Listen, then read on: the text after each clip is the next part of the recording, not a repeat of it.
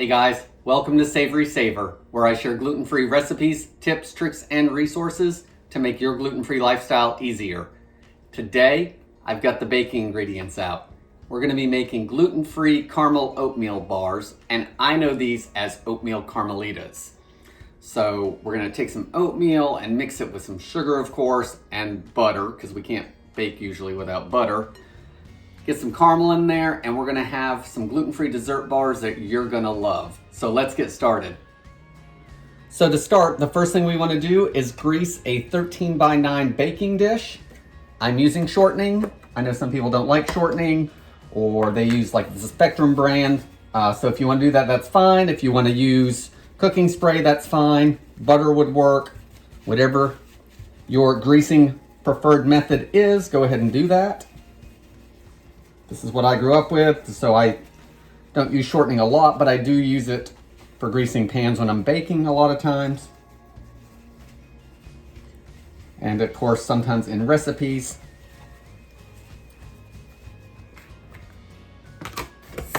So that's done, so let's set our pan aside. And we'll move on to our mix. So I've got 2 cups of quick cooking gluten-free oats, and you want to make sure with your oats that they are certified gluten-free, especially if you have celiac. I know some people that are gluten intolerant may not have issues with oats because oats technically are gluten-free, but there can be cross-contamination with other grains. So in our house, my wife is gluten intolerant but does not have issues with oats. So we can either get gluten-free certified or not, but make sure you get gluten-free certified if you do have issues. To that, we are going to add 2 cups of gluten-free all-purpose flour. I'm using King Arthur Measure for Measure. It works great in this recipe. We're also going to add 1.5 cups of packed brown sugar.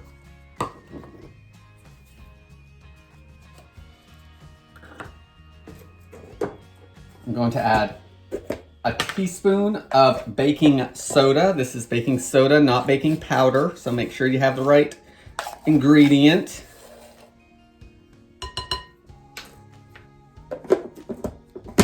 Teaspoon of that. We're going to add 1/2 teaspoon of fine salt. Guys, this is when you want to use the table salt or a very fine kosher salt, not the great big grains of salt. Sea salt would be great. Guys, once you have all your crust ingredients in the bowl, before we add our butter, we want to give this a good mix. We're going to make sure we're mixing all that brown sugar and breaking it up. We want to make sure that that flour is mixed into the oats. That'll just give us a better crumb. And I'm using a pastry blender today. You could probably use your stand mixer with the paddle attachment. I tried making it with a hand mixer and the butter just got clogged up in the beaters and it just wasn't worth the time. So I moved to the pastry blender because we want this to be crumbly.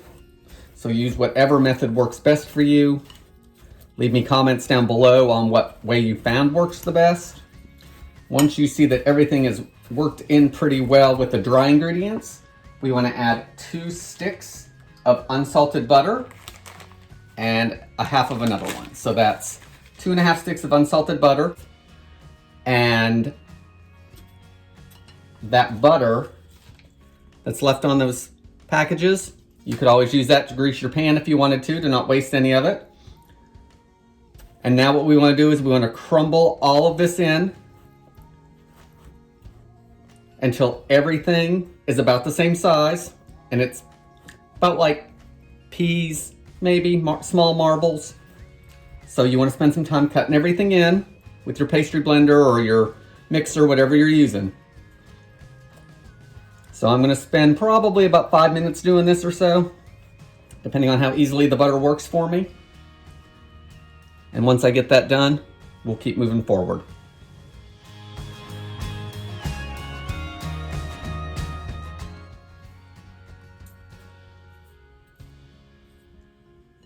Okay, so I've been mixing this up for about 5 minutes. And what you want to look for is you want it crumbly because we want it to press together. And not only having small sizes of crumb is how I know it's ready to put into the pan. Once all the powder is gone from the bowl, so once you're not having flour that's not incorporated with anything or brown sugar pieces, once everything is kind of stuck to something else, you know it's ready to put into your pan. So now that our crust is all mixed together, we're also going to use it for our crumb topping for the bars. So I want to save some of that for the top. So I'm going to turn my oven on to 350 because the crust needs to bake for a few minutes. And I like everything to set for a few minutes when I'm doing gluten-free baking, just to give the flour time to hydrate.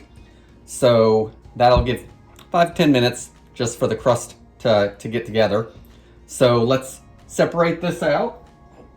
I've got a small bowl, and you want to take about 3 cups of the topping. We'll put it off to the side.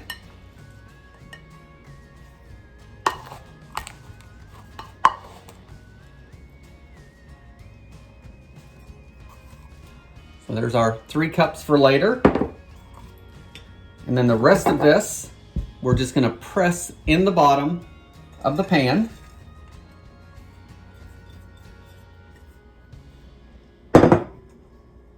So break up any pieces. Then once it's spread out pretty good and everything's crumbly again, start pressing it in. And I just use my hand for this. I don't think you need anything fancy to do it. And you want it as even as you can get it. You don't really need to have a lip around the edge. Just when we put the other ingredients on, just don't go all the way to the very edge or they'll just be gooier over there. So just go close to the edge, but maybe not at the edge with the next layer if you can help it. It's not going to mess it up if you don't. So once everything's packed in and we've got a good even layer, we want to bake this for 10 minutes at 350 degrees, and then we can move on with the caramel and the other stuff that we're going to put on that layer, and we'll put the crumb topping on the top and get them baked off totally. So let's get this baked and we'll be right back. So our crust is in the oven baking for 10 minutes. And while it does, we're going to get our caramel ready. So I've got an 11-ounce bag of these caramel bits. So we need to melt those down. And if you have the package of the caramels that are square, you could totally use those. It's just about 3 ounces of extra caramel, I think, unless they've changed the package size. But that would work just as well. That one's trying to escape. And we want to add a couple tablespoons of milk to melt everything down. So we're going to start with a couple tablespoons and I'm going to see how smooth it is.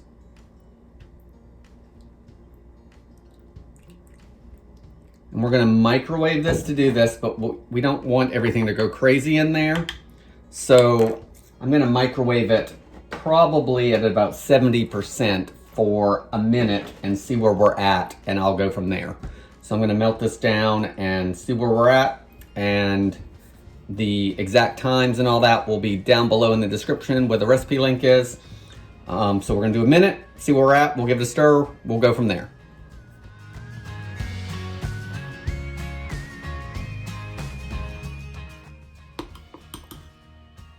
So guys, our caramel sauce, or caramels that we've melted down, looks pretty good. We just want it to pour over our bars. So I would do this in 30-second intervals, even if it's on high. Just do it in 30 seconds, stirring each time until you get this consistency, which is about like ice cream topping. And you can see a couple chunks in there. I think we'll be okay, but you could nuke it another few seconds if you needed to. So our bars that are partially baking are getting ready to come out, so we can finish this off. So we've got our partially baked crust that's been in the oven for 10 minutes. And now what we want to do is add a couple more things before we add our caramel sauce, we're gonna add about a cup of chocolate chips, and that'll put a little bit of chocolate in it, but they're not gonna taste like chocolate. It'll just be in the background.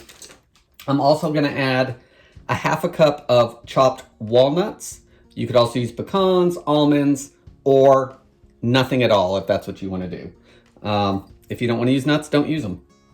So let's sprinkle all that on there. Just wanna go evenly over the crust. I will say there's not a whole lot of nuts in here, and Tara and I decided that we could make them with or without the nuts and be just fine. So do what you want to do with that. Next, we want to add our chocolate chips. Again, coat it evenly, as evenly as you can. Just sprinkle them across.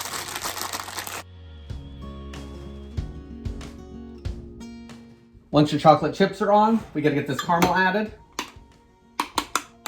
So if your caramel has started to solidify any, nuke it for another few seconds to get it flowing again. I melted it in this because I'm hoping that it's gonna help me pour it on a little more evenly. And remember, it is hot sugar, so always be careful.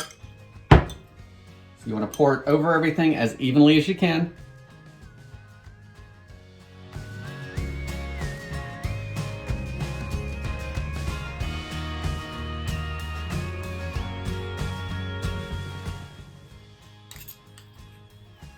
We're going to try to get as much of that caramel out of that jar as we can, or out of that measuring cup. And now we've got our reserve crumb mixture that we want to sprinkle evenly over the top of everything. Guys, use your fingers with this, it'll make it more even. So just make sure your hands are clean and sprinkle it over.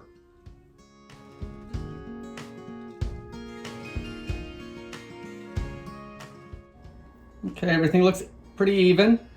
Now, the baking time on this is not very long. You want to bake it for 18 to 22 minutes, making sure that the crust has started getting golden. And then the waiting time begins, because what you want to do is once you've baked these, you want to take them out of the oven, let them cool for about an hour or so, and then pop them in the fridge for another hour to 2 hours. And that's going to help all that caramel solidify, because remember, caramel's hot and it's liquid, and while we don't want it to be rock hard, we also don't want it to run all over the place. We want it to be kind of like that consistency we had. So we want to bake them, let them cool in the fridge. That's going to help them cut better, and then we'll be ready to try them. So I'll be back as soon as they're ready. So we're back. Our gluten-free oatmeal caramel bars, also known as Oatmeal Carmelitas, are ready to eat. They baked in the oven for right around 20 minutes. We took them out. I let them cool on the counter for about an hour. Then I popped them in the fridge for another hour or two. And then you have to take them out of the fridge, and they do cut easier when they're a little closer to room temperature. So once they've firmed up, you can keep them at room temperature and a sealed container, just airtight container, and they do cut easier when they are a little warmer. So let's give these a try. So you can see the walnuts and the chocolate in there, and then it's got that caramel all throughout because that caramel just filled in those gaps.